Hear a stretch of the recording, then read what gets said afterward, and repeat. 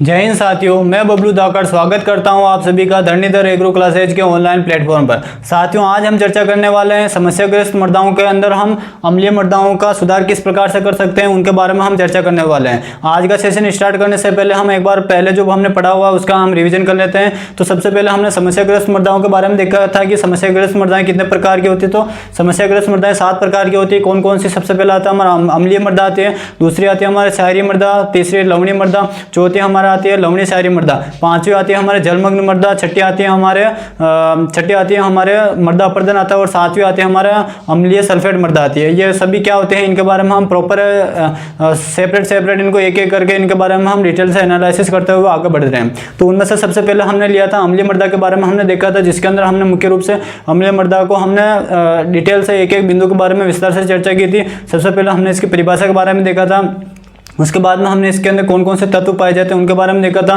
उसके बाद में हमने ये इनका जो निर्माण होता है वो किस क्षेत्र के अंदर होता है, इनका भारत के अंदर कितना क्षेत्रफल, उसके बारे में हमने चर्चा की थी। उसके बाद में हमने इससे जुड़े हुए कुछ 2-3 बिंदु जो इंपॉर्टेंट थे परीक्षा की दृष्टि से वो देखा था हमने। इसके बाद में हमने मुख्य रूप से अम्लीय मृदाओं का जो प्रकार होता है उसके बारे में देखा था, अम्लीय मृदाओं का वर्गीकरण के बारे में हमने चर्चा की थी। और उसके बाद में लास्ट में हमने अम्लीय मृदाओं के बनने के जो प्रमुख कारण कौन कौन से थे उनके बारे में हमने चर्चा की थी, जिसके अंदर हमने देखा था लगातार अम्लीय उर्वरकों के उपयोग से अम्लीय मृदा बनती है, अम्लीय वर्षा के माध्यम से बन सकती है, क्षारीय पदार्थों के निक्षालन से बन सकती है और अत्यधिक वर्षा के माध्यम से, और एक हो जाएगा हमारे अम्लीय वर्षा के माध्यम से भी हमारे अम्लीय मृदाओं का निर्माण हो जाता है। ठीक है ना। तो ये यहाँ तक हमने देखा था। आज के सेशन के अंदर हम देखने वाले हैं कि जो अम्लीय मृदा जो बन रही थी वो उनका सुधार हम किन किन के माध्यम से कर सकते हैं। तो ये सेशन काफ़ी इंपॉर्टेंट है और ये जो सेशन है ये किन एग्ज़ाम के लिए इंपॉर्टेंट है। तो वो जितने भी हमारे कृषि विभाग से संबंधित जितने भी एग्ज़ाम होते हैं, चाहे वो हमारे जेट का हो, चाहे फिर वो हमारे एग्रीकल्चर सुपरवाइजर का हो, चाहे फिर वो हमारे AAO का हो, AFO का हो, AO का हो, AARO का, कोई सा भी अगर हमारे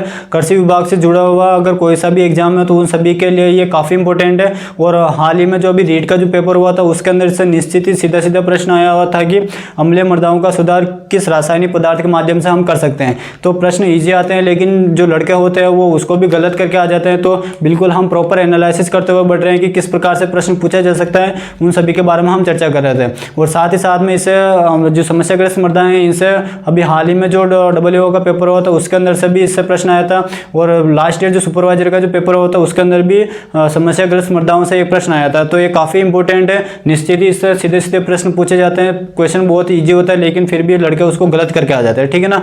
तो आप भी अपने साथ में कॉपी पेन साथ में रखिएगा और प्रॉपर नोट्स बनाते हुए चलिएगा। तो स्टार्ट करते हैं अपना सेशन अम्लीय मृदाओं का। आज पढ़ने वाले हम अम्लीय मृदाओं का सुधार। अम्लीय मृदाओं का सुधार हम किस किस प्रकार से कर सकते हैं। ठीक है ना। अगर कोई इंग्लिश वाला हो तो इंग्लिश मीडियम वाला हो तो वो लिखना है। इसके अंदर सुधार को हम इंग्लिश में रिक्लेमेशन के नाम से जानते हैं। किस के नाम से जानते हैं? रिक्लेमेशन। तो हमारा टाइटल हो जाएगा रिक्लेमेशन ऑफ एसिडिक सॉइल। ठीक है ना। रिक्लेमेशन ऑफ एसिडिक सॉइल या फिर अम्लीय मृदाओं का सुधार हो जाएगा। ठीक है ना। तो सबसे पहले हम अम्लीय मृदाओं के सुधार के अंदर सबसे पहले क्या नाम देखते हैं कि किन किन के माध्यम से हम अम्लीय मृदाओं का सुधार कर सकते हैं। उसके बाद में उनका अंदर हम एक एक सेपरेट चर्चा करते हुए आगे बढ़ेंगे। ठीक है ना। तो सबसे पहला आता है हमारे इसके अंदर अम्लीय मृदाओं के सुधार के अंदर पहला आता है समुचित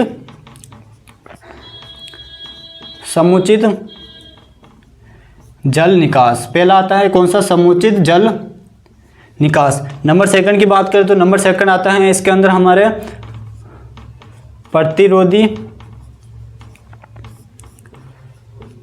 फसल उगाकर। प्रतिरोधी फसल उगाकर। नंबर थर्ड की बात करें तो नंबर थर्ड हो जाएगा इसके अंदर रासायनिक उपाय। रासायनिक उपाय। नंबर थर्ड कौन सा हो जाएगा? रासायनिक उपाय। पहला हो जाएगा समुचित जल निकास, दूसरा हो जाएगा प्रतिरोधी फसल उगाकर, तीसरा हो जाएगा हमारे रासायनिक उपाय। और नंबर फोर्थ की बात करें तो नंबर फोर्थ हो जाएगा इसके अंदर क्षारीय उर्वरक का प्रयोग करके। क्षारीय उर्वरकों का प्रयोग करके हम क्या कर सकते हैं, हमारी जो मृदा है उसको हम अम्लीय होने से बचा सकते हैं। अब हम इनमें से एक एक के बारे में चर्चा करते हैं कि किस प्रकार से हम इनका उपयोग करके हम अम्लीय मृदाओं को सुधार कर सकते हैं। तो सबसे पहला आता है हमारे समुचित जल निकास। समुचित जल निकास का अर्थ होता है कि मृदा के अंदर जो भी अतिरिक्त पानी बचा हुआ है या जो आवश्यकता से अधिक जो जल होता है उसको मृदा से बाहर निकालना क्या करता है, हमारा जल निकास कहलाता है। तो जल निकास जो होता है वो हम दो माध्यम से कर सकते हैं। पहला हम कर सकते हैं, जो भी खेत का जो निचला हिस्सा है वहाँ पर अगर पानी भरा हुआ है तो उसको हम मेड़ जो बनी हुई खेत की, उस मेड़ को हम थोड़ा वहाँ से हटा दें, या फिर उसको कुदाली की सहायता से, फावड़े की सहायता से उसको खोद कर एक मार्ग बनाते हैं, जिसकी वजह से अतिरिक्त जो पानी है वो खेत से बाहर निकल जाता है और उससे हमारी जो मृदा होती है वो अम्लीय होने से बच जाती है। ठीक है ना, एक तो ये उपाय कर सकते हैं। दूसरा क्या कर सकते हैं, जैसे हम फसल उत्पादन लेने के बाद में हम जो गर्मी के दिनों में जनरली खेत खाली पड़े रहते हैं, तो खेत जैसे खाली हो जाए तो वहाँ पर हम क्या करें, खेत में छोटी छोटी जेसीबी की सहायता से या फिर अगर लेबर की सहायता से उपलब्ध हो जाए तो वहाँ पर हम क्या करें, छोटी छोटी खेत के अंदर नालियाँ बना दें। नालियाँ बनाने के बाद में उसके अंदर, नालियों के अंदर हम छोटे छोटे प्लास्टिक के पाइप डाल दें और प्लास्टिक के पाइप के ऊपर उसको थोड़ा कट लगा के उसके ऊपर एक छोटी छोटी बिल्कुल बारीक वाली जाली डाल दें, जिसके अंदर केवल पानी रिस सके, केवल पानी उन पाइपों का, जाली के माध्यम से पाइपों के अंदर पानी रिस सके और हमारे जो मृदा के जो अंश होते हैं या जो कण होते हैं वो उस जाली से को पार ना कर पाए। तो जैसे हम जाली डालते हैं पाइपों के अंदर और उसके बाद में वापस से उस मृदा को या फिर नाली को ढक देते हैं। उसके बाद में जैसे वर्षा होती है तो वर्षा होने के बाद में अगर मृदा जितना अवशोषित कर सकती है पानी, उसकी जितनी क्षमता होती है उस जल को मृदा सोख लेती है। उसके बाद में जो अतिरिक्त जो पानी होता है वो जो छलनी होती है उसे रिस कर वो पाइपों के अंदर चला जाता है और पाइपों के माध्यम से उसको खेत से बाहर निकाल दिया जाता है। और उसी पानी का अगर हम उपयोग करना चाहें तो रिसाइकल भी कर सकते हैं। उसी पानी को हम जहाँ पर पाइपों के माध्यम से, एक बड़े पाइप के माध्यम से उसको हम खेत से बाहर निकाल रहे हैं, तो उसी पाइप में खेत के निचले हिस्से में एक बड़ा सा टाका बना दिया जाए या बड़ा सा टैंक बना दिया जहाँ पर पानी एकत्रित हो सके। तो जब हमें पानी की आवश्यकता होती है तब हम उसी पानी का उपयोग करके हम फसल उत्पादन में वृद्धि कर सकते हैं। तो ये इससे दोहरा लाभ हो जाता है। तो इसके माध्यम, इन दोनों माध्यम से हम क्या कर सकते हैं, समुचित जल निकास कर सकते हैं। उसके बाद में आता है प्रतिरोधी फसल उगाकर भी हम क्या कर सकते हैं, हमारी जो मृदा है उसको अम्लीय होने से बचा सकते हैं। अब ये प्रतिरोधी फसलें कौन कौन सी होती है, तो हम मुख्य रूप से बात करें इनके बारे में, मैंने आपको पहले भी बताया था। चावल के बारे में आपने पहले वाले सेशन में मैंने बताया था कि जो अम्लीय मृदा होती है वहाँ पर हम इनकी भौतिक दशा खराब नहीं होती है, तो उसकी वजह से हमने एक कॉन्सेप्ट बनाया था, वहाँ पर हम चावल की कृषि आसानी से कर सकते हैं। ठीक है ना। तो प्रतिरोधी फसलें कौन कौन सी उगा सकते हैं हम, जिनका पीएच मान कितना हो, प्रतिरोधी फसलें जिनका पीएच मान 4 से 6 के आसपास हो, यानी कि ऐसी फसलें जो 4 से 6 पीएच मान के आसपास भी वृद्धि कर सके, ऐसी फसलों को हमें प्रतिरोधी फसलों के रूप में काम में लेना चाहिए। और मुख्य रूप से हम बात करें कौन कौन सी फसलें आ जाती है इसके अंदर, तो इसके अंदर जो मुख्य रूप से फसलें आती है, एक तो आती है चावल आती हैं, एक आता है चाय आता है हमारे, और एक आ जाता है हमारा आलू। ठीक है ना, ये तो आ जाती है हमारे मुख्य रूप से फसलें। कौन कौन सी, चावल, चाय और आलू। ये मुख्य रूप से आप सभी ने देखा होगा, इनकी जो हम कल्टीवेशन करते हैं ये मुख्य रूप से ज़्यादातर पहाड़ी क्षेत्रों के अंदर किया जाता है। तो आपके माइंड में प्रश्न उठ रहा होगा कि चावल की जो खेती है वो सबसे अधिक तो मुख्य रूप से हमारे हरियाणा और पंजाब के अंदर की जाती है। एक बात याद रखना, पंजाब और हरियाणा के अंदर जो चावल की खेती की जाती है वो नॉन ट्रेडिशनल रूप में की जाती है। किस रूप में की जाती है, चावल की जो खेती की जाती है, चावल की जो कल्टीवेशन की जाती है हरियाणा और पंजाब के अंदर, वो मुख्य रूप से नॉन कल्टीवेशन या फिर नॉन ट्रेडिशनल रूप में की जाती है। नॉन ट्रेडिशनल का अर्थ क्या होता है, तो जहाँ से हम कह सकते हैं कि ऐसी स्थिति या फिर ऐसी दशा, चावल की खेती के लिए ऐसी दशा जो प्रकृति के द्वारा दी जाती है उसे हम ट्रेडिशनल कंडीशन के नाम से जानते हैं। और ऐसी कंडीशन जो मानव के द्वारा उपलब्ध करवाई जाती हैं, अगर हम पानी के जो रिसोर्सेज होते हैं वहाँ पर हम किसी भूमि के ऊपर पानी का रिसोर्सेज अवेलेबल करवा देते हैं, तो वहाँ पर भी हम चावल की कृषि कर सकते हैं। तो तुलनात्मक रूप से हम बात करें, जो चावल के लिए जो एक्चुअल जो भूमि है या फिर सबसे अधिक जो चावल का उत्पादन होता है प्राकृतिक रूप से, वो मुख्य रूप से पहाड़ी राज्यों के अंदर होता है, जिसके अंदर हमारे वेस्ट बंगाल आ जाता है, हमारे बिहार वाला राज्य आ जाता है, या फिर हम कह सकते हैं जितने भी पहाड़ी राज्य हैं वो आ जाते हैं। और वहाँ पर हमारे प्राकृतिक रूप से चावल की खेती सबसे अधिक होती है।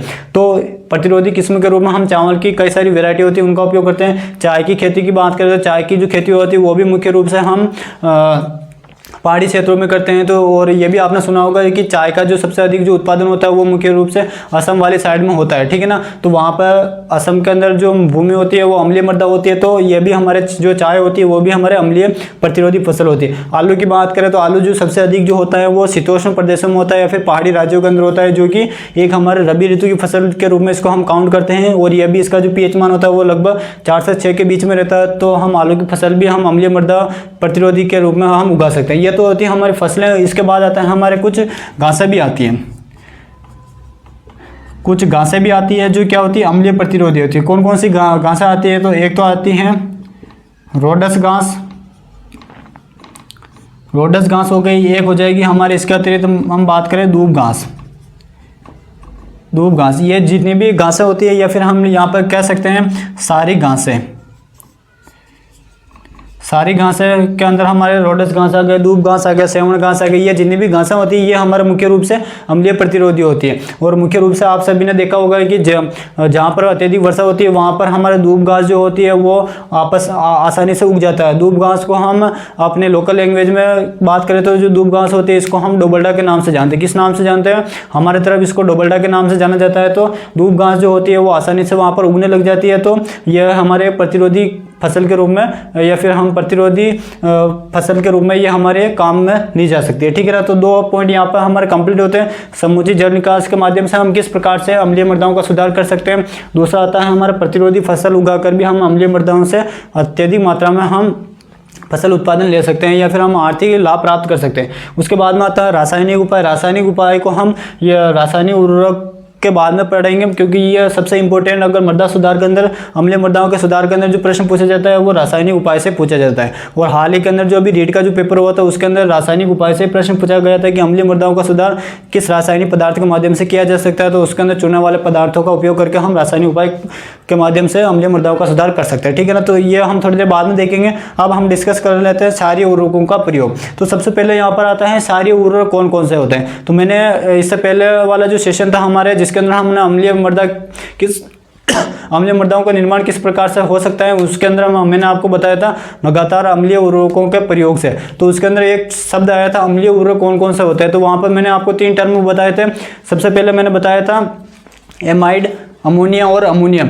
जिन उर्वरकों के अंदर ये तीनों शब्द आपको मिल जाए, इनकी जो प्रकृति होती है या फिर इनका उपयोग अगर हम मृदा में कर रहे हैं उर्वरकों का, तो ये मृदा के अंदर अम्लीय प्रभाव डालते हैं। सेम उसी प्रकार से क्षारीय उर्वरक भी होते हैं जो क्या करते हैं मृदा के अंदर क्षारीय प्रभाव डालते हैं। अब ये क्षारीय प्रभाव कौन कौन से उर्वरक होते हैं जो डालते हैं, तो इनकी बात करें तो जिन शब्द या फिर हम कह सकते हैं ऐसे उर्वरक जिनके पीछे आपको NO3 को मुख्य रूप से हम नाइट्रेट के नाम से जानते हैं। किस नाम से जानते हैं?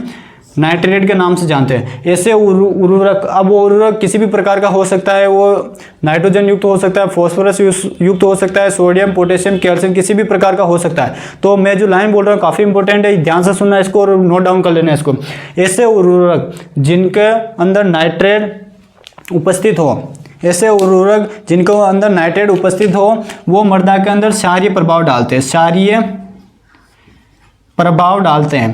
क्षारीय प्रभाव डालते हैं या फिर हम कह सकते हैं यदि हम अत्यधिक मात्रा में नाइट्रेट युक्त उर्वरकों का उपयोग करने लग जाएंगे मृदा के अंदर पोषक तत्वों को देने के लिए, तो वो मृदा को किस प्रकार का बना देंगे? क्षारीय मृदा के निर्माण में वो महत्वपूर्ण भूमिका निभाएंगे। ठीक है ना, तो 2 प्रश्न बन सकते हैं यहाँ पर हमारे। एक तो हो जाएगा कि ऐसे उर्वरक जिनके अंदर नाइट्रेट उपस्थित होता है उनकी प्रकृति क्या होती है? क्षारीय प्रकृति होती है। और अगर यदि हम इनका लगातार ज़्यादा मात्रा में उपयोग करने लग जाएंगे तो मृदा के ऊपर किस प्रकार का प्रभाव पड़ेगा? तो वो किस प्रकार का प्रभाव पड़ेगा? हमारे क्षारीय प्रभाव पड़ेगा। ये मुख्य रूप से हमें 2 बातें पता होनी चाहिए। अब हम बात करते हैं ऐसे वो कौन से उर्वरक होते हैं जिनके अंदर जो पोषक तत्व होते हैं वो नाइट्रेट के रूप में पाए जाते हैं।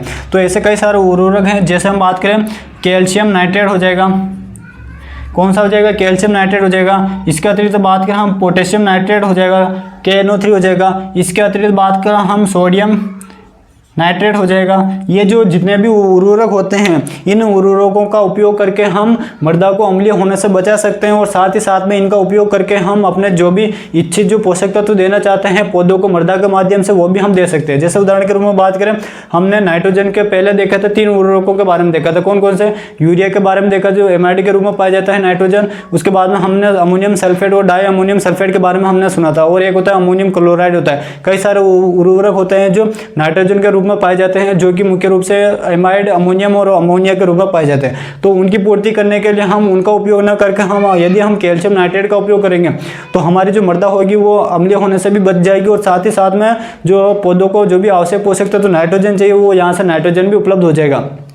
तो ये हमें इससे दोहरा लाभ हो जाता है। इसी वजह से हम क्षारीय उर्वरकों का उपयोग करके भी हम हमारी मृदा को अम्लीय मृदा होने से बचा सकते हैं, ठीक है ना। तो अब हम इनमें बात कर लेते हैं कि इनके अंदर कितना कंटेंट पाया जाता है। तो बात करें जो सोडियम नाइट्रेट जो होता है, इसके अंदर जो नाइट्रोजन जो होती है, सोडियम नाइट्रेट के अंदर जो नाइट्रोजन जो होती है वो कितना लगभग 16% के आसपास पाई जाती है। प्रश्न आया हुआ भी कि सोडियम नाइट्रेट के अंदर जो नाइट्रोजन होती है कितने प्रतिशत पाई जाती है, 16% पाई जाती है। पोटेशियम नाइट्रेट की बात करें तो इसके अंदर लगभग 15% के आसपास पाई जाती है और कैल्शियम नाइट्रेट के अंदर लगभग 13% के आसपास हमारे नाइट्रोजन पाई जाती है, ठीक है ना। ये एक बार और आप मिला लेना, कुछ ऊपर नीचे हो जाए तो वो आप करेक्शन कर लेना, ठीक है ना। तो ये मुख्य रूप से 3 उर्वरक याद रखना है जिनकी प्रकृति क्या होती है, क्षारीय प्रकृति के होते हैं। कौन कौन से? Calcium nitrate, potassium nitrate, sodium nitrate. और एक बात याद रखना, पोटेशियम नाइट्रेट का उपयोग हम कहाँ पर ज़्यादातर करते हैं? तो पोटेशियम नाइट्रेट का उपयोग हम मुख्य रूप से जो फल वृक्ष जो होते हैं उनके वहाँ पर हम करते हैं। जैसे हम फल वृक्ष की बात करें तो आम का पौधा बगीचा लगा रखा है, तो वहाँ पर अगर हमें नाइट्रोजन की पूर्ति करनी है तो वहाँ पर हम पोटेशियम नाइट्रेट का उपयोग करेंगे, ना कि यूरिया का उपयोग करेंगे। इसी प्रकार अमरूद का हो गया, इसी प्रकार आपने पपीता का देखा होगा, इसी प्रकार आपने खजूर का, इन सभी का देखा होगा, केले का, इन सभी का। तो वहाँ पर हम जितने भी फल वृक्ष होते हैं जिनका हम बाग लगाते हैं वहाँ पर हम पोटेशियम नाइट्रेट का उपयोग करते हैं। अब सबसे ज़्यादा इंपॉर्टेंट आता है हमारे रासायनिक उपाय, यानी कि हम अम्लीय मृदाओं का सुधार के अंदर रासायनिक पदार्थों का किस प्रकार से उपयोग कर सकते हैं उनके बारे में हम चर्चा करते हैं। तो इसका फटाफट से आप अगर स्क्रीनशॉट लेना चाहते हैं तो स्क्रीनशॉट लीजिए, उसके बाद में हम रासायनिक उपाय के बारे में हम चर्चा करते हैं। अब हम देखते हैं इसके अंदर रासायनिक उपाय। अम्लीय मृदाओं के सुधार के अंदर रासायनिक उपाय के बारे में हम चर्चा करते हैं। अम्लीय मृदाओं के सुधार के लिए रासायनिक उपाय, ठीक है ना। तो रासायनिक उपाय कौन कौन से होते हैं? तो सबसे पहले मैं उन पदार्थों के नाम लिख रहा हूँ और उन पदार्थों के बाद में जैसे मैं यहाँ पर नाम लिखूंगा उसके बाद में उनका एक वैल्यू लिखूंगा या फिर अमाउंट लिखूंगा, यानी मात्रा लिखेंगे। यानी कि हमें अगर 1 हेक्टेयर मृदा जो अम्लीय है उसके सुधार के लिए हमें इन सभी रासायनिक पदार्थों की इतनी आवश्यकता होगी, तो उसको हम उदासीनीकरण मान के रूप में हम उनको जानते हैं, ठीक है ना। तो एक तरफ तो हमारे यहाँ पर आ जाएगा, एक तरफ तो आ जाएगा हमारे यहाँ पर पदार्थ, रासायनिक पदार्थ, ठीक है ना। एक तरफ तो आ जाएगा रासायनिक पदार्थ और दूसरी तरफ आ जाएगा यहाँ पर हमारा उदासीनीकरण मान,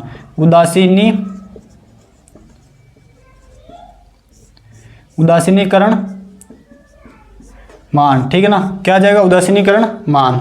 ये मुख्य रूप से हमें पता होना चाहिए, ठीक है ना। अब ये सबसे पहले हम देखते हैं इसके अंदर ये जो उदासीनीकरण जो मैंने शब्द लिखा है, इसका उदासीनीकरण का अर्थ क्या होता है? तो उदासीनीकरण का अर्थ होता है साथियों, या फिर इसको हम न्यूट्रलाइजेशन के नाम से भी जानते हैं। किस नाम से जानते हैं? न्यूट्रलाइजेशन वैल्यू के नाम से भी इसको हम जानते हैं। तो उदासीनीकरण मान क्या होता है? तो ऐसा मान जो बीच वाला होता है उसे हम उदासीनीकरण मान के नाम से जानते हैं। जनरली जो पीएच के आधार पर हम बात करें तो पीएच के आधार पर क्या होता है?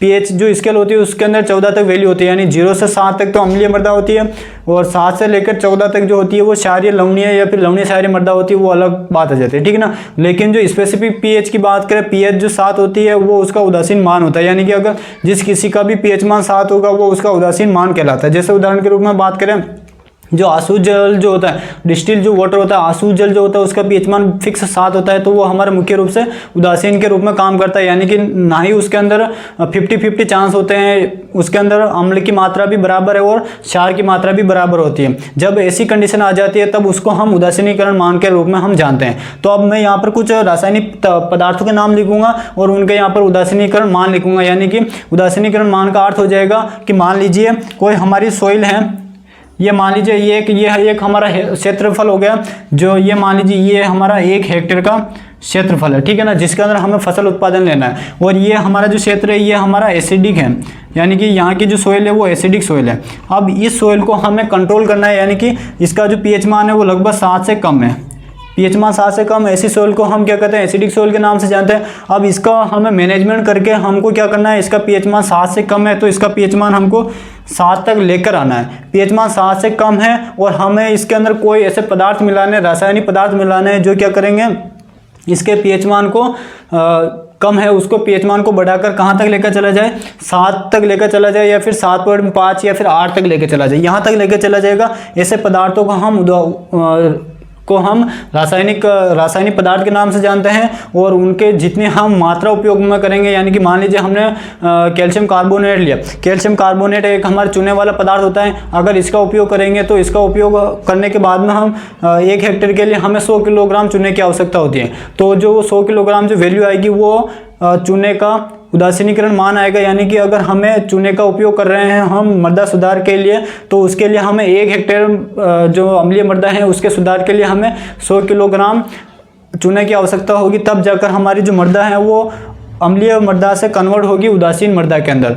किस में कन्वर्ट होगी? अम्लीय मृदा से उदासीन मृदा के अंदर वो कन्वर्ट होगी जब हम जो चूना जो कैल्शियम कार्बोनेट उसका उपयोग यदि हम 100 किलोग्राम करेंगे तो वो हमारे अम्लीय मृदा से किस में कन्वर्ट हो जाएगी? वो हमारे मुख्य रूप से उदासीन मृदा के अंदर कन्वर्ट हो जाएगी। उसी को हम किस नाम से जानते हैं? उदासीनीकरण मान के रूप में जानते हैं। अब ये जो उदासीनीकरण मान जो होता है, इसके लिए जो ये जितना भी हम अभी उदासीनीकरण मान देखेंगे, अलग अलग रासायनिक पदार्थों का उदासीनीकरण मान देखेंगे, इसके लिए जो स्पेसिफिक जो मान निकाला जाता है उसके लिए एक रासायनिक पदार्थ का एक स्टैंडर्ड वैल्यू के रूप में उसको काउंट किया जाता है। और वो जो स्टैंडर्ड वैल्यू होती है वो किसकी होती है? CaCO3 की होती है। किसकी होती है? कैल्शियम कार्बोनेट की होती है। किसकी होती है? कैल्शियम कार्बोनेट की एक स्पेसिफिक वैल्यू होती है। उसी वैल्यू को आधार मानते हैं, उसी वैल्यू को एक मानक मानते हुए इन सभी का उदासीनीकरण मान निकाला जाता है। उसका एक फॉर्मूला होता है। उस फॉर्मूले से हम किस प्रकार से निकाल लेते हैं मान, तो वो हम कुछ देर बाद में देखेंगे। सबसे पहले हम यहाँ पर पदार्थ देखते हैं और उनका उदासीनीकरण मान देखते हैं। उसके बाद में मैं आपको 1-2 का उदासीनीकरण मान निकाल के बता दूंगा, तो आपको ऑटोमेटिक समझ में आ जाएगा कि यहाँ पर उदासीनीकरण मान निकालने के लिए हमने स्टैंडर्ड के रूप में कैल्शियम कार्बोनेट क्यों लिया। ठीक है ना? तो उम्मीद आप सभी को अच्छे से समझ में आ गया होगा। जो मैंने अभी जो चीज़ें बोल के बताई उन्हीं चीज़ों को मैं यहाँ पे आपको लिख कर बता रहा हूँ। ठीक है ना? अब हम देखते हैं इसके अंदर सबसे पहला जो हमारे पदार्थ आता है वो आता है हमारे इसके अंदर बिना बुझा चूना। बिना बुझा हुआ चूना। बिना बुझा हुआ चूना यानी कि बिना बुझा हुआ चूना का अर्थ क्या हो जाएगा? इसके अंदर जनरली अगर 1 लाइन में आपसे प्रश्न पूछा जाए कि अम्लीय मृदाओं का सुधार हम किस रासायनिक पदार्थ के माध्यम से कर सकते हैं, तो हम किस माध्यम से कर सकते हैं? चूना के माध्यम से कर सकते हैं। किसके माध्यम से कर सकते हैं? चूने के माध्यम से कर सकते हैं। लेकिन अगर उसके अंदर कैटेगरी पूछी जाए कि किसके माध्यम से कर सकते हैं, उसका उदासीनीकरण मान क्या होता है, तो वो फिर इंपॉर्टेंट हो जाता है। उसके बाद में हमें उनको डिटेल से पढ़ना पड़ता है। तो फिर जो चूने वाले जो पदार्थ होते हैं वो कई प्रकार के होते हैं, जिसके अंदर कैल्शियम तत्व पाए जाते हैं, वो सभी चूने वाले पदार्थ होते हैं। तो बिना बुझा हुआ चूना का जो फॉर्मूला होता है वो होता है CaO। क्या होता है? CaO, जिसको हम किस नाम से जानते हैं? कैल्शियम। इसको हम जो कैल्शियम ऑक्साइड के इस नाम से इसको हम जानते हैं। जो बिना बुझा हुआ जो चूना होता है इसको हम कैल्शियम ऑक्साइड के नाम से जानते हैं। जैसे बिना बुझा हुआ चूना यानी कि जैसे इसको हम जलाएंगे तो इसमें से केवल और केवल कैल्शियम ऑक्साइड बचेगा और इसमें से CO2 गैस बाहर रिलीज हो जाएगी। तो ये भी प्रश्न पूछा जाता है कि यदि हम कैल्शियम जो हमारा जो कैल्शियम कार्बोनेट होता है इसको यदि हम जला देते हैं तो उससे कौन सी गैस विमुक्त हो जाती है, तो वो हमारा मुख्य रूप से CO2 गैस रिलीज हो जाती है और हमारे पास में केवल और केवल कैल्शियम कार्बोनेट बच जाता है। ठीक है ना? तो पहला जो चूने वाला जो पदार्थ होता है वो कौन सा होता है? हमारा बिना बुझा हुआ चूना होता है, जिसको हम कैल्शियम ऑक्साइड के नाम से जानते हैं। और इसका जो उदासीनीकरण मान होता है वो कितना होता है? 176 होता है। यानी कि यदि हम चूने के ये जो कैल्शियम कार्बोनेट होता है, कैल्शियम कार्बोनेट की तुलना यदि हम इससे करेंगे, माना कि जैसे उदाहरण के रूप में यदि हम कैल्शियम कार्बोनेट का उपयोग हम मृदा सुधार के रूप में कर रहे हैं, अम्लीय मृदा के सुधार के लिए, वहाँ पर हमें 100 किलोग्राम की आवश्यकता होती है। लेकिन यदि हम कैल्शियम कार्बोनेट का उपयोग ना करके हम मृदा सुधार के रूप में कैल्शियम ऑक्साइड का उपयोग कर रहे हैं, जिसको हम बिना बुझा हुआ चूना के नाम से जानते हैं, तो वहाँ पर हमें 176 किलोग्राम के CaO की आवश्यकता होगी। तब जाकर हमारी जो मृदा होगी वो अम्लीय मृदा से उदासीन मृदा के अंदर कन्वर्ट होगी। ये बात कहना चाहता हूँ मैं आपसे। ठीक है ना? तो पहला हो जाएगा बिना बुझा हुआ चूना, जिसके लिए उदासीनीकरण मान कितना होगा? 176 होगा। दूसरा आएगा इसके अंदर बुझा हुआ चूना। कौन सा आ जाएगा? बुझा हुआ चूना। बुझा हुआ चूना। बुझा हुआ चूना यानी कि अब इसके अंदर क्या आ गया? पानी आ गया। तो पानी आ गया तो फॉर्मूला ये रहेगा, इसके अंदर हम और पानी ऐड कर देंगे तो एक फॉर्मूला क्या बन जाएगा हमारा? CaOH का होल ट्वाइस हमारा ये फॉर्मूला हो जाएगा। ठीक है ना? तो ये मैं साथ में जो फॉर्मूले लिख रहा हूँ ये भी फॉर्मूले भी काफ़ी इंपॉर्टेंट है। एग्जाम के अंदर सीधे सीधे प्रश्न पूछे जाते हैं कि बिना बुझे हुए चूने का क्या नाम होता है, बुझा हुआ चूने का फॉर्मूला क्या होता है, या फिर बिना बुझा हुआ चूने का फॉर्मूला क्या होता है। तो ये इससे प्रश्न पूछे जाता है। ठीक है ना? इसका उदासीनीकरण मान की बात करें तो इसका उदासीनीकरण मान होता है 136 यानी कि 136 किलोग्राम की आवश्यकता होगी हमें अम्लीय मृदा के सुधार हेतु। उसके बाद में आता है हमारे डोलोमाइट। क्या आता है? डोलोमाइट। डोलोमाइट का जो सूत्र होता है वो होता है कैल्शियम मैग्नीशियम कार्बोनेट। इसका जो फॉर्मूला होता है वो क्या होता है? Calcium magnesium carbonate. इसको डोलोमाइट को हम कैल्शियम मैग्नीशियम कार्बोनेट के नाम से भी जानते हैं। इसका जो फॉर्मूला होता है वो होता है कैल्शियम मैग्नीशियम और कार्बोनेट, यानी कि 2 कार्बोनेट होता है, तो यहाँ पर हम 1 कार्बोनेट लिखकर उसका कोष्टक के बाद 2 लिख देंगे तो वो इससे मल्टीप्लाई हो जाएगा, ठीक है ना। इसका जो उदासीनीकरण मान होता है वो कितना होता है? 109 होता है। कितना होता है? 109 होता है। उसके बाद नंबर 4 की बात करें, नंबर 4 हो जाएगा हमारे इसके अंदर मैग्नीशियम कार्बोनेट। कौन सा हो जाएगा? Magnesium carbonate. क्या हो जाएगा? मैग्नीशियम कार्बोनेट, जिसको हम MgCO3 के नाम से जानते हैं, MgCO3 के नाम से जानते हैं। और इसका जो उदासीनीकरण मान होता है वो कितना होता है? 119 किलोग्राम होता है, ठीक है ना। उसके बाद नंबर 5 आता है हमारे, उसके बाद आता है हमारे उसके बाद में आता है हमारे खड़िया, या इसी को हम चाक के नाम से जानते हैं, या इसी को हम संगमरमर के नाम से जानते हैं, संगमरमर, ठीक है ना। इसका जो फॉर्मूला होता है वो होता है कैल्शियम कार्बोनेट, CaCO3 इसका फॉर्मूला होता है। ये सभी इसी के नाम होते हैं। और इसकी जो आवश्यकता होती है हमें सुधार के लिए वो होती है 100 किलोग्राम की आवश्यकता होती है। नंबर 6 की बात करें तो नंबर 6 पर आ जाएगा हमारे मुख्य रूप से बेसिक स्लैग। कौन सा आ जाएगा? Basic slag. इसका जो फॉर्मूला होता है कैल्शियम सिलिकेट होता है। क्या होता है? कैल्शियम सिलिकेट होता है, जिसका फॉर्मूला होता है CaSiO3 होता है। और इसकी जो आवश्यकता होती है वो हमें 86 किलोग्राम की आवश्यकता होती है। यानी कि अब मैं आपको ये उदासीनीकरण मान कहना क्या चाहता है ये मैं आपको बता देता हूँ। सबसे पहले ये पदार्थों का नाम याद रखना, कौन कौन से चुने वाले पदार्थ होते हैं। तो चुने वाले पदार्थ के अंदर मेन जो तत्व होता है वो कौन सा होता है? कैल्शियम होता है। यानी कि ऐसे तत्व या ऐसे पदार्थ जिनके अंदर कैल्शियम तत्व पाया जाता है उनका उपयोग हम मृदा सुधार के रूप में आसानी से कर सकते हैं, सिवाय जिप्सम को छोड़कर। अब ये जिप्सम का उपयोग क्यों नहीं कर सकते वो थोड़ी देर बाद में हम देखेंगे। तो 6 पदार्थ याद रखना, कौन कौन से? बिना बुझा हुआ चूना CaO और बुझा हुआ चूना, जिसका फॉर्मूला काफ़ी इंपॉर्टेंट है, कई बार एग्जाम के अंदर प्रश्न पूछा जाता है। तो इसका फॉर्मूला होता है CaOH का होल्ट वाइज। इन सभी का याद रखना। डोलोमाइट का फॉर्मूला मैग्नीशियम कार्बोनेट, खड़िया, चौक, संगमरमर, इसी को हम कैल्साइट के नाम से भी जानते हैं, इसी को हम कैल्शियम कार्बोनेट के नाम से भी जानते हैं। तो फॉर्मूला क्या होता है? CaCO3 होता है। और बचपन में जब हम पढ़ते थे तब हम चौक या फिर जो बढ़ती जो होते हैं तो वो जो बनते थे वो मुख्य रूप से हमारे कैल्शियम कार्बोनेट के बना होते थे, ठीक है ना। वो दूसरा नंबर 6 आता है बेसिक स्लैग, जिसको हम CaSiO3 के नाम से जानते हैं। जो बेसिक स्लैग जो होता है ये जो भी जितने भी आयरन स्टील जो होते हैं, यहाँ जहाँ पर जो लोहा और जो स्टील जो होता है इन दोनों को सम्मिलित रूप से मिलाकर एक नया प्रोडक्ट बनाया जाता है। वहाँ पर उप उत्पाद के रूप में यह बाय प्रोडक्ट के रूप में बेसिक स्लैग निकलता है। इसका उपयोग भी करके हम अम्लीय मृदा का सुधार कर सकते हैं। तो अब मैं जो कहना चाहता हूँ वो बात ध्यान से सुनना।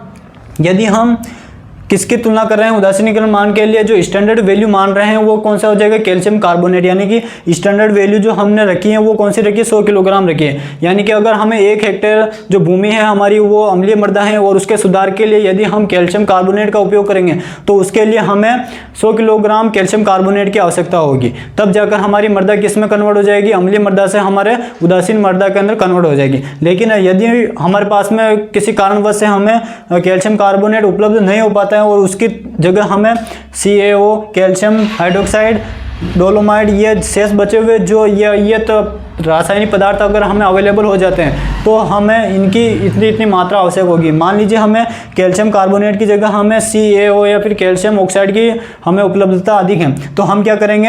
176 किलोग्राम का उपयोग करेंगे 1 हेक्टेयर अम्लीय मृदा के सुधार के लिए। तब जाकर हमारी अम्लीय मृदा उदासीन मृदा के अंदर कन्वर्ट होगी। उसी प्रकार बुझा हुआ चूना का उपयोग हमें 136 किलोग्राम करना पड़ेगा, डोलोमाइट का 119 किलोग्राम, मैग्नीशियम कार्बोनेट का 119 किलोग्राम और बेसिक स्लैग का हमें 86 किलोग्राम की आवश्यकता पड़ेगी। तब जाकर हमारी जो मृदा होगी वो अम्लीय मृदा से हमारे उदासीन मृदा के अंदर कन्वर्ट होगी। ये इसका उदासीनीकरण मान होता है। और कई बार एग्जाम के अंदर इससे सीधा प्रश्न पूछा गया है कि डोलोमाइट का जो उदासीनीकरण मान होता है वो कितना होता है? तो 109 होता है। ये हमें मुख्य रूप से पता होना चाहिए, ठीक है ना। तो ये इंडेक्स काफी इंपॉर्टेंट है, इससे सीधे एग्जाम के अंदर प्रश्न पूछे जाते हैं। इसका फटाफट से आप स्क्रीनशॉट लीजिए। उसके बाद में ये जो उदासीनीकरण मान जो होता है ये कैसे निकाला जाता है वो मैं आपको पैटर्न बता देता हूँ। ताकि आपको सभी के सभी जो फॉर्मूले हैं वो सभी के उदासीनीकरण मान याद रखने की कोई आवश्यकता नहीं रहेगी। केवल आप अगर फॉर्मूला याद है तो उससे आप आसानी से उदासीनीकरण मान निकाल सकते हो, ठीक है ना। फटाफट से इसका स्क्रीनशॉट लीजिए, उसके बाद में हम एक फॉर्मूला देखते हैं जिससे हम उदासीनीकरण मान आसानी से निकाल सकते हैं, ठीक है ना।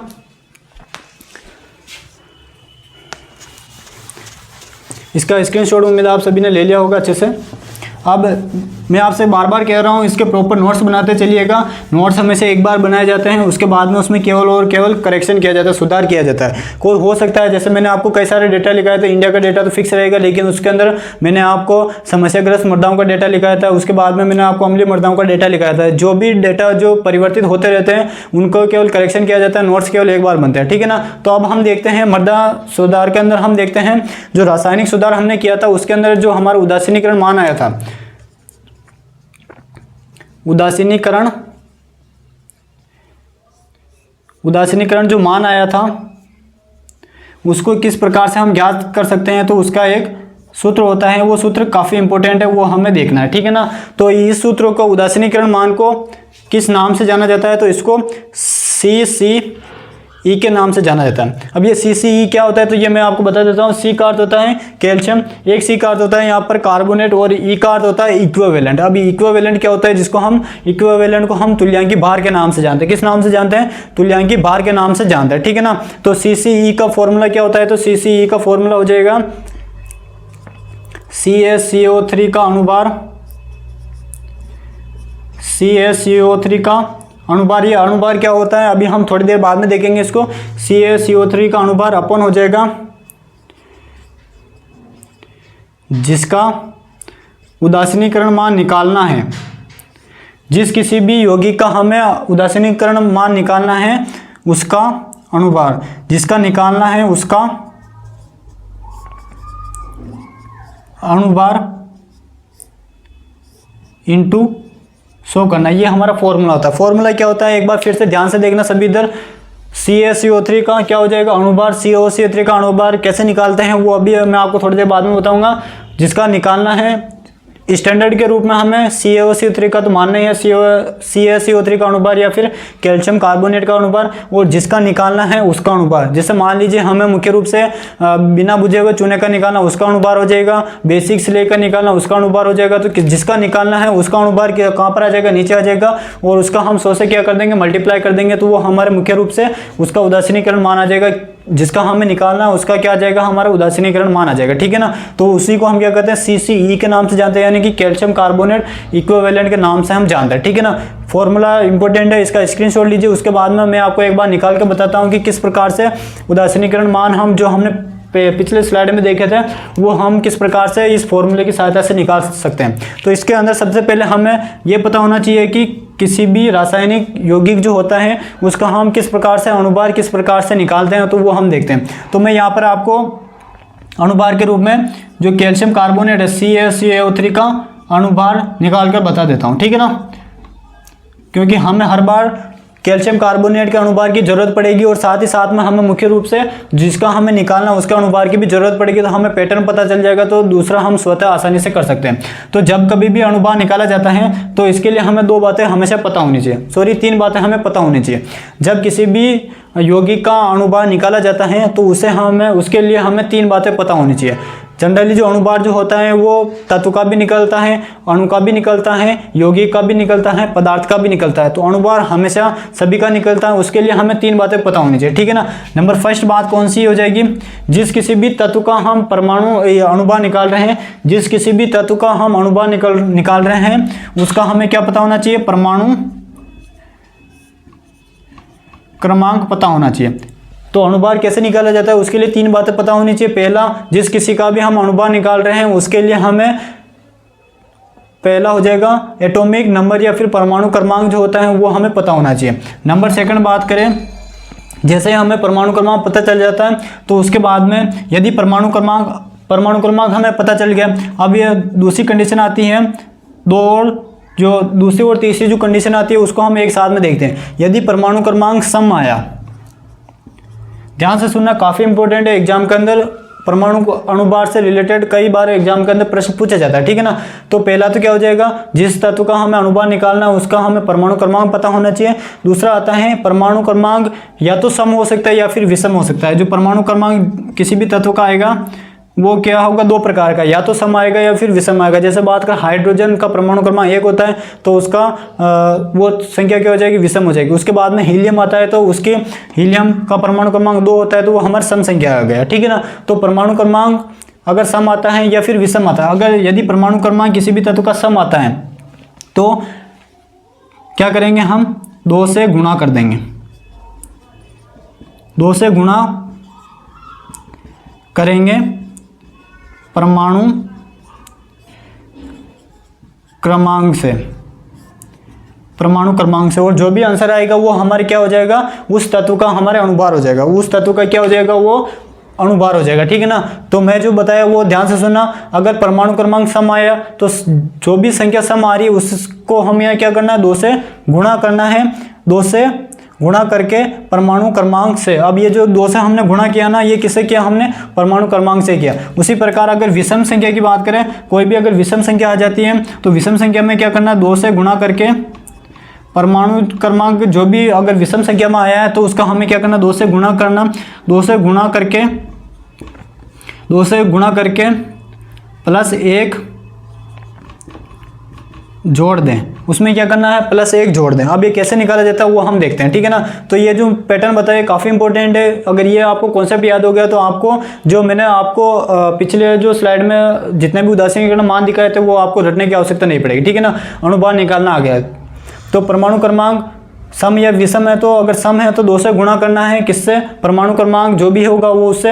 और विषम की बात करें, अगर विषम है तो हमें 2 से मल्टीप्लाई करना है और उसके अंदर 1 और जोड़ना है। अब हम देखते हैं कि किस प्रकार से हम अणुभार निकाल सकते हैं, ठीक है ना। तो बात करें यहाँ पर हम यहीं पर ले लेते हैं CaCO3, ठीक है ना। CaCO3 की बात करें तो ये जितने भी आपको इस यौगिक के अणु के अंदर जो कैल्शियम कार्बोनेट हमारा यौगिक है, इसके अंदर हमें 3 प्रकार के तत्व दिखाई दे रहे हैं। कौन कौन से, कैल्शियम, कार्बन और ऑक्सीजन, 3 प्रकार के तत्व दिखाई दे रहे हैं। तो इनका सबसे पहले हमें क्या पता होना चाहिए, परमाणु क्रमांक। तो कैल्शियम की बात करें तो कैल्शियम का जो परमाणु क्रमांक होता है वो 20 होता है।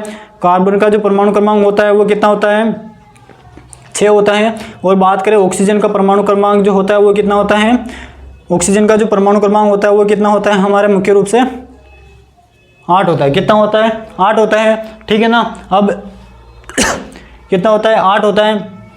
तब अब हमें क्या करना है, परमाणु क्रमांक 20 है तो 20 का हमें किससे मल्टीप्लाई कर देना है, 2 से, क्योंकि 20 सम संख्या है, इसका हमें इससे मल्टीप्लाई कर देना है। तो 2 से मल्टीप्लाई करेंगे तो कितना हो जाएगा, 40 हो जाएगा। कितना हो जाएगा, 20 से 2 का मल्टीप्लाई करेंगे तो 40 हो जाएगा। इसी प्रकार 6 का गुणा 2 से करेंगे तो 12 हो जाएगा। इसी प्रकार ऑक्सीजन कितने हैं, यहाँ पर ऑक्सीजन का परमाणु क्रमांक 8 है और 8 इंटू यहाँ पर ये कितने हैं, ठीक है ना।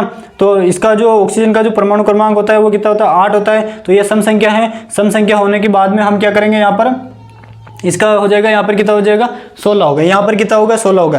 तो कैल्शियम का जो कैल्शियम जो तत्व उसका अणुभार हो जाएगा 40, कार्बन का कितना हो जाएगा 12 और ऑक्सीजन का कितना हो जाएगा 16 हो जाएगा, ठीक है ना। अब यहाँ पर ऑक्सीजन जो परमाणु है ये कितने हैं, 3 है, यानी कि जो हमारी ये वैल्यू है इसका हमें 3 बार मल्टीप्लाई करना है।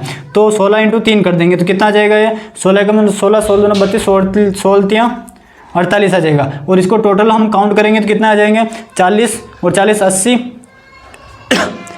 40 और 40 80 और 80 और 20 कितना हो जाएंगे, ये हमारे 100 आ जाएंगे। कितना आ जाएंगे, 100 आ जाएंगे। यानी कि जो कैल्शियम कार्बोनेट इसका अणुभार कितना होता है, 100 आता है, ठीक है ना। कैल्शियम कार्बोनेट का अणुभार कितना आता है, 100 आता है। अब ये जो 100 वैल्यू आया है इसको हम इसके अंदर निकाल देते हैं, ठीक है ना, इसके अंदर रख देते हैं।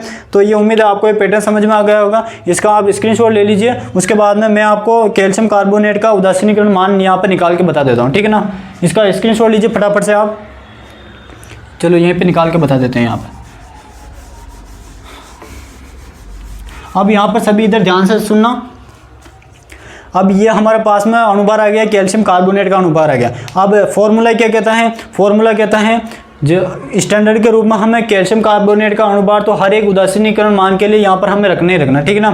तो ये हो जाएगा 100 तो है ही है, ठीक है ना, जिसका निकालना है उसका अनुपात, किसका निकालना है हमको, कैल्शियम कार्बोनेट का निकालना है, तो 100 और मल्टीप्लाई करना है किससे, 100 से। तो ये कितना हो जाएगा, 200 पर से 200 पर कैंसिल हो गए, कट गए, और बचे कितना हमारे पास में 100 बचा, ठीक है ना। तो 100 बचा तो ये हमारे कितना हो जाएगा, 100 किलोग्राम हो जाएगा। यानी कि अगर हमें अम्लीय मृदाओं के सुधार के लिए अगर 1 हेक्टेयर हमारे पास में क्षेत्रफल है तो उसके लिए हम कितना उपयोग में लेंगे, 100 किलोग्राम कैल्शियम कार्बोनेट का उपयोग में लेंगे। इसी प्रकार अगर आप चाहो तो सभी का निकाल सकता है। जैसा हम उदाहरण के रूप में बात करें, यहाँ पर हो जाएगा हमारे पास में, हम निकालते हैं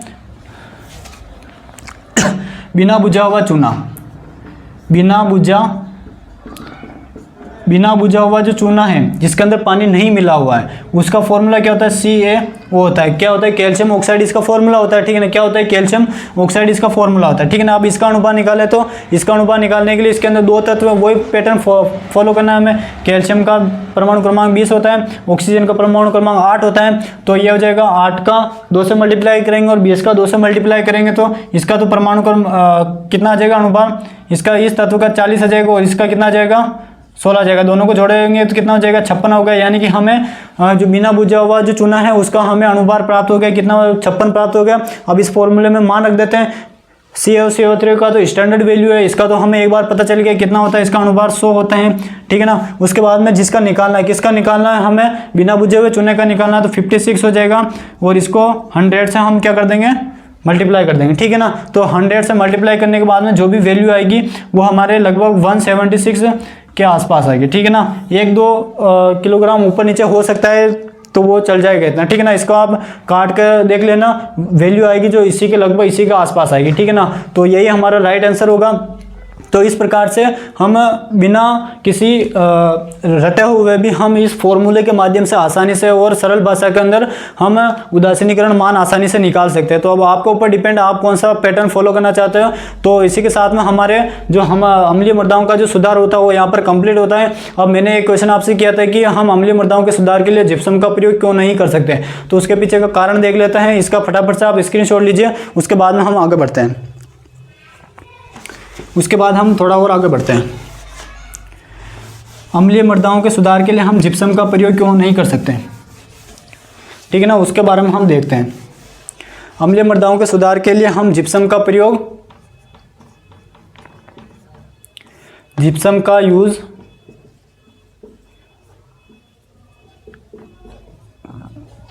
क्यों नहीं कर सकते ये हमें पता करना है, ठीक है ना। तो सबसे पहले हमें पता होना चाहिए जो जिप्सम है उसका फॉर्मूला क्या होता है, ठीक है ना। कई बार एग्जाम के अंदर ये भी प्रश्न पूछा हुआ है कि निम्न में से जिप्सम का सूत्र क्या होता है, तो ये हमें पता होना चाहिए, ठीक है ना। तो जिप्सम का सूत्र होता है CaSO4.2H2O। CaSO4.2H2O को हम किस नाम से जानते हैं, जिप्सम के नाम से जानते हैं। अब ये जो फॉर्मूला है, इस फॉर्मूले से यदि हम जो जल के कितने यहाँ पर 2 अणु हैं, इसमें से यदि हम 1/2 H2O यानी कि रिमूव कर देते हैं, माइनस कर देते हैं, यानी कि अगर कैल्शियम जो सल्फेट है इसको हम कैल्शियम सल्फेट के नाम से भी जानते हैं जिप्सम को। तो जिप्सम का सूत्र क्या होता है, CaSO4.2H2 होता है। यदि हम CaSO4.2H2O के अंदर में से हम 1.5 अणु जल का अगर रिमूव कर देते हैं तो हमारे पास में बचता है CaSO4.2H2O। अगर हम 1.5 अणु बाहर निकाल देते हैं तो वो हमारे बचता है CaSO4.2H2O और इसी को हम क्या कहते हैं, POP कहते हैं। क्या कहते हैं, POP यानी कि प्लास्टर ऑफ पेरिस के नाम से इसको जानते हो। और जनरली हम इसका जो उपयोग किया जाता है वो POP, मकानों के अंदर POP करते हैं, उसके अंदर हम इसी का उपयोग करते हैं। और साथ ही साथ में जब कभी हमारे हाथ पैर टूट जाते हैं तब हाथ पैर के ऊपर जो वाइट पट्टा लगाया जाता है, वाइट पट्टा जो चढ़ाया जाता है वो किसका बना होता है, वो प्लास्टर ऑफ पेरिस का बना होता है। और वो जो उसका जो फॉर्मूला होता है वो होता है CaSO4.2H2O होता है। ये हमें मुख्य रूप से पता होना चाहिए, ठीक है ना। तो ये 2-3 बातें हैं जो इनसे सीधे सीधे एग्जाम के अंदर प्रश्न पूछा जाता है कि CaSO4 या फिर जिप्सम का सूत्र क्या होता है, प्लास्टर ऑफ पेरिस का सूत्र क्या होता है, इसका उपयोग कहाँ पर किया जाता है, प्लास्टर ऑफ पेरिस को बनाने के लिए जिप्सम में से कितने जल के अणु को रिमूव किया जाता है। तो ये सभी बातें हमें पता होनी चाहिए। तो वो सारी मैंने बता दिया। हम चर्चा कर रहे थे जिप्सम का उपयोग हम क्यों नहीं कर सकते। तो जिप्सम का उपयोग हम इस वजह से नहीं कर सकते क्योंकि इसके अंदर 2 अणु क्या है, H2O के हैं। यहाँ पर 2 अणु जल के हैं, जिसकी वजह से जैसे हम इसको क्या करेंगे, सॉइल के अंदर डालेंगे, जैसे ही इसको हम एसिडिक जो सॉइल होती है, जो हमारी एसिडिक सॉइल जो होती है उसके अंदर जैसे इसको डाला जाता है उसके बाद में क्या होता है, तो जैसे हम इसको एसिडिक सॉइल के अंदर डालते हैं तो ये क्या करता है, जो एसिडिक सॉइल जो होती है इसके ऊपर जो सॉइल जो होती है, सॉइल के जो पार्टिकल्स जो होते हैं, जो सॉइल के जो पार्टिकल्स जो होते हैं वो क्या करते हैं, इसमें से एसिडिक सॉइल के अंदर जो जल होता है वो क्या करता है, इसके साथ में क्रिया करता है। जो एसिडिक सॉइल के अंदर अल्टीमेटली क्या होता है, हमारे H+ आयंस होते हैं और H+ आयंस क्या करते हैं, मुख्य रूप से हमारे जो कैल्शियम सल्फेट होता है इसमें से जो कैल्शियम जो होता है ये फिर ब्रेक डाउन हो जाता है Ca+2 में और SO4-2 में, जिसको हम ये संयोजकता होती है, यह हम कभी केमिस्ट्री के अंदर पढ़ेंगे। संयोजकता क्या होता है, इसको हम सल्फेट के नाम से जानते हैं। किस नाम से जानते हैं, सल्फेट के नाम से जानते हैं। अब होता क्या है, तो जैसे ही हम सॉइल के अंदर डालते हैं जिप्सम, तो ये क्या करता है, जो सॉइल के जो पार्टिकल्स होते हैं जैसे हम इसको सॉइल के अंदर डालते हैं ये ब्रेक डाउन हो जाते हैं। ब्रेक डाउन होने के बाद में कैल्शियम अलग हो जाता है और सल्फेट अलग हो जाता है, जिसमें से जो कैल्शियम जो होता है ये क्या होता है, ये हमारे मुख्य रूप से जो सॉइल के जो पार्टिकल्स होते हैं इसके दोनों तरफ जाकर चिपक जाता है, यानी कि अधिशोषित हो जाता है। ये इस प्रकार से मृदा कण के ऊपर क्या हो जाते हैं, अधिशोषित हो जाते हैं, यानी कि उसके ऊपर जाकर चिपक जाते हैं। लेकिन एसिड सॉइल के अंदर क्या होता है, जल का अणु पर जो हाइड्रोजन आयन पाए जाते हैं प्लस के रूप में पाए जाते हैं और ये प्लस और माइनस दोनों क्या हो जाते हैं, आकर्षित होते हैं, यानी कि ये दोनों आपस में क्रिया कर लेते हैं। हाइड्रोजन का अणु और सल्फेट अणु जो होता है ये आपस में क्रिया कर लेते हैं और क्रिया करने के बाद में ये एक अम्ल का निर्माण करते हैं जिसको हम H2SO4 के नाम से जानते हैं। किस नाम से जानते हैं, H2SO4 के नाम से जानते हैं। ये दोनों हाइड्रोजन और सल्फेट आपस में क्रिया करके H2SO4 बना देते हैं और जिसको हम किस नाम से जानते हैं, इसको हम कहते हैं अम्ल का राजा। ये मैंने आपको पहले भी बताया हुआ है, इसको हम अम्ल का राजा कहते हैं। गंधक का तेजाब के नाम से भी जानते हैं, सल्फ्यूरिक अम्ल के नाम से भी जानते हैं और ये सबसे प्रबल अम्ल होता है। और जैसे हम इसको जिस्म को सॉइल के अंदर डालते हैं तो कैल्शियम जो होता है वो सॉइल के पार्टिकल्स के ऊपर चिपक जाता है, लेकिन जो हाइड्रोजन अणु होता है वो सल्फेट से क्रिया कर लेता है और सल्फ्यूरिक अम्ल बना देता है और इसका पीएच मान बहुत ही कम होता है। ये लगभग हम मुख्य रूप से लगभग 3.5 या फिर 2.5 के आसपास इसका पीएच मान होता है। और जैसे ये सॉल्यूशन के रूप में आता है तो ये मृदा को पहले जितना मृदा का पीएच मान था उससे और उसको गिरा देता है और इसकी वजह से जैसे हम मृदा के अंदर जिप्सम डालते हैं तो सल्फ्यूरिक अम्ल का निर्माण होता है। सल्फ्यूरिक अम्ल की वजह से मृदा का पीएच मान और कम हो जाता है। इसी कारण से हम जिप्सम का उपयोग मृदा के सुधार के रूप में, अम्लीय मृदाओं के सुधार के रूप में उपयोग नहीं करते और इसका उपयोग जो हम अम्लीय मृदाओं का जो जिप्सम का जो प्रयोग है हम जनरली सारी मृदाओं के सुधार के लिए इसका उपयोग हम काम में लेते हैं, क्योंकि जैसे हम इसको सारी मृदाओं के सुधार में डालते हैं, सारी मृदा के अंदर डालते हैं, सेम एक ही प्रोसेस होती है, वहाँ पर अम्ल का निर्माण होता है और ये अम्ल क्या कर देता है, उसका जो पीएच मान होता है क्षारीय मृदा का पीएच मान वो 7 से कम पर लेकर आ जाता है या 7 के आसपास लेकर आ जाता है, जिसकी वजह से हमारी मृदा उपजाऊ बन जाती है। ठीक है ना। इसी के साथ में हमारे जो कारण था कि जिप्सम का उपयोग क्यों नहीं करते वो कारण उम्मीद आप सभी को अच्छे से समझ में आ गया होगा। इसी के साथ में हमारा अम्लीय मृदा जो समस्याग्रस्त मृदाओं का एक पार्ट था वो यहाँ पर कंप्लीट होता है। एक बार हम फटाफट से रिवीजन कर लेते हैं। इसको पढ़ने के लिए हमें 2 सेशन लगे हैं। सबसे पहले हमने सामान्य परिचय देखा। परिचय के अंदर हमने अम्लीय मृदा क्या होती है, किन क्षेत्रों में पाई जाती है, क्षेत्रफल कितना, वो सभी देखा। इसके प्रकार के बारे में डिस्कस किया। 2 प्रकार के होते हैं, सक्रिय और विनिमयशील होते हैं। उसके बाद में हमने इसका वर्गीकरण देखा जिसके अंदर हमने मुख्य रूप से 4 प्रकार की अम्लीय मृदाओं के बारे में देखा। उसके बाद में हमने अंतिम रूप से जो मृदाओं अम्लीय मृदा होती है उनके बनने का प्रमुख कारण क्या होता है उनके बारे में हमने चर्चा की थी। और आज के सेशन में हमने मुख्य रूप से अम्लीय मृदाओं का सुधार हम किन पदार्थों से कर सकते हैं या किन किन के माध्यम से कर सकते हैं, जिसके अंदर हमने 4 स्टेप देखी। जिसके अंदर समुचित जल निकास देखा हमने, क्षारीय उर्वरकों का उपयोग से, प्रतिरोधी फसलों के माध्यम से और रासायनिक उपाय के अंदर देखा, जिसके अंदर रासायनिक उपाय सबसे ज़्यादा इंपॉर्टेंट है। इससे निश्चित ही आपको किसी न किसी एग्जाम के अंदर प्रश्न देखने को मिलते हैं। और जिप्सम का उपयोग हम अम्लीय मृदाओं के सुधार में क्यों नहीं कर सकते, तो उसका पीछे का कारण मैंने बता दिया। तो प्रश्न ये भी आ सकता है कि जिप्सम का उपयोग यदि जिप्सम न्यूमेरिकल के अंदर या फिर ऐसे ही कॉन्सेप्ट के रूप में या फिर लॉजिकली क्वेश्चन आ सकता है कि यदि हम जिप्सम का उपयोग अम्लीय मृदा के अंदर करते हैं तो उससे किस अम्ल का निर्माण होता है, या फिर अगर क्यों नहीं करते हैं तो उसका प्रमुख कारण क्या हो सकता है। तो वो आपको कथन और व्याख्यान के रूप में अलग अलग ऑप्शन दे सकते हैं, तो उसके आधार पर भी इसको आप सोल्व कर सकते हैं। ये अम्ल याद रखना, इससे किसका निर्माण होता है, जिप्सम से यदि हम डालेंगे मृदा के अंदर तो हमारे सल्फ्यूरिक अम्ल का निर्माण होता है, जो क्या करता है और मृदा का जो पीएच मान होता है वो यहाँ पर इसको गिरा देता है, जिसकी वजह से मृदा और सुधार होने की वजह जगह पर और उसका पीएच मान जो होता है वो गिर जाता है। इसी के साथ में हमारा अम्लीय मृदा कंप्लीट होती है। उम्मीद आप सभी को सेशन अच्छा लगा होगा। अगर सेशन अच्छा लगा तो अपने साथियों के साथ में से अधिक शेयर करें और अभी तक आपने अगर चैनल को सब्सक्राइब नहीं किया है तो चैनल को सब्सक्राइब करें। मिलते हैं नेक्स्ट सेशन में क्षारीय मृदा या फिर लवणीय मृदाओं के साथ में। तब तक के लिए जय हिंद, जय भारत।